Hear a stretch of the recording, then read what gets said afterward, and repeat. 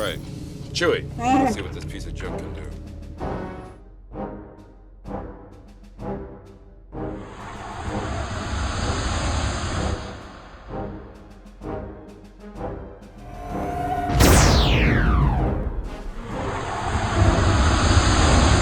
Dun dun dun dun dun dun dun dun. Oh well, that's what you get because I can't use the original theme music due to copyright, so... Whatever. Hey guys, JB Collectibles, Boris Fonseca once again with another review. This time I have this marvelous, fantastic, wonderful, awesome 1984 beauty. One of the last and greatest toys released in the Return of the Jedi wave was this absolute monster, the Imperial Shuttle. This sucker retailed for almost $40 back in the days, but I think it was worth every penny if you ask me. Also, let me remind you that there is an exact replica from Hasbro's 2002 Return of the Jedi release of the Imperial Shuttle. This particular release was an exclusive only available through FAO Schwarz toy stores. The only difference is that the new releases didn't have the electronics inside, but they are as detailed and awesome as the vintage ones. And in case you're wondering, the ships in the background will also have their own review, but not today. Stick around for that. Okay, as usual, let's get some basic info for the ones that aren't familiar with this beauty. The Lambda class T4A shuttle, also known as the Imperial Lambda, Imperial Transport or the Imperial Shuttle, was a multi-purpose transport with a trihedral foil design used by the Galactic Empire during the Galactic Civil War, and was considered an elegant departure from the standards of brutish Imperial engineering. The shuttles were often used by high-ranking Imperial officers and such dignitaries as Darth Vader and Emperor Sheev Palpatine, but were more commonly found ferrying stormtroopers or cargo. Anyway, on the features of this ship.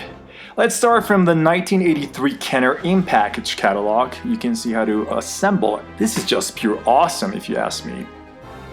The Imperial Shuttle was part of the last line of ships that Kenner produced in Return of the Jedi packaging, along with other late Jedi releases. It is also the largest ship that Kenner offered during its run of Star Wars toys. Standing 22 inches tall and with a wingspan of 3 feet, this toy is cumbersome, and that's what's awesome about it. Must have required half the kids in the neighborhood to operate it, huh? The wings on the shuttle are trigger activated, while in the up position they should remain locked until the trigger is pressed. The two wings are connected by an internal ratchet system that allows them to open simultaneously to flying position. If, by any chance, the wings move independently, guys, I'm sorry to say this, but the ratchet mechanism may be broken. A common problem found with this ship though, but be careful. Alright, there's the Cockpit Crew area. The cockpit is big enough to hold 2 action figures. I don't have the vintage original figures, but I'm gonna use these to give you an idea.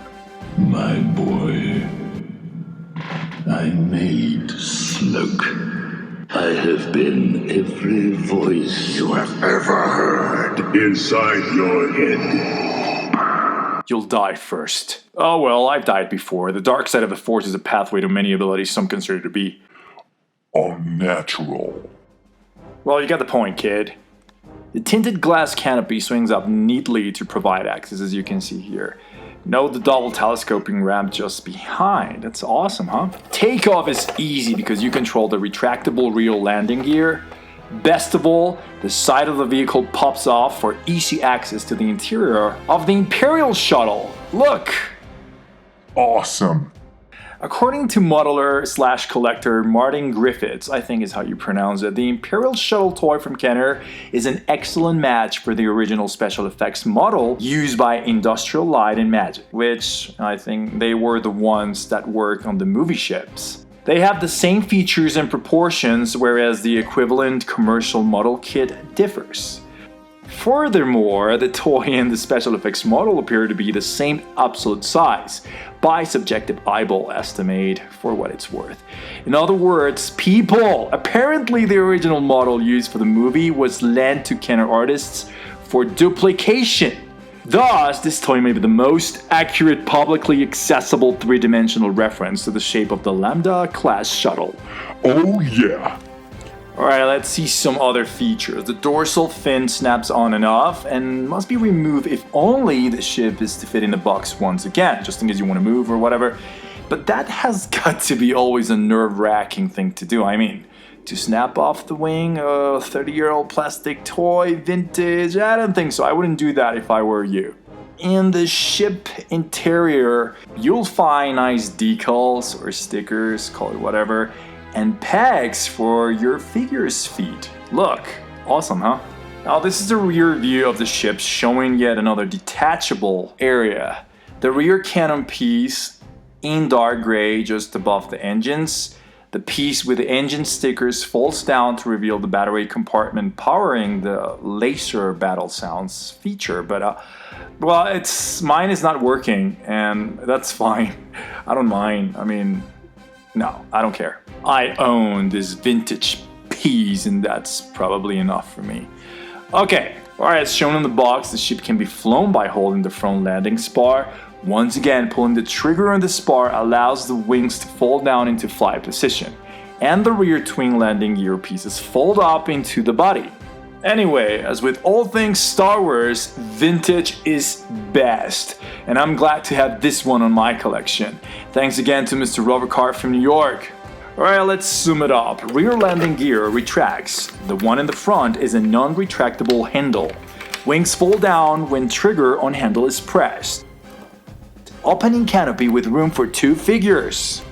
Removable sidewall for access to interior of shuttle. Wing guns rotate.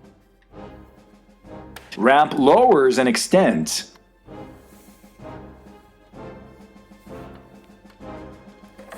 And last but not least, button operated laser sound. See, that was not me, that was the actual original sound. Just kidding. Alright, this is what I'm talking about in terms of real freaking quality toys. I'm sorry, but I have to say, 80s toys are still rocking nowadays.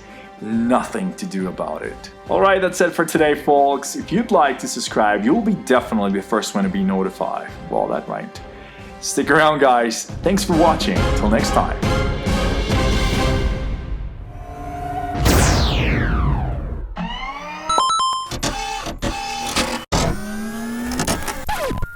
We're sorry, the number you have dialed is not in service at this time.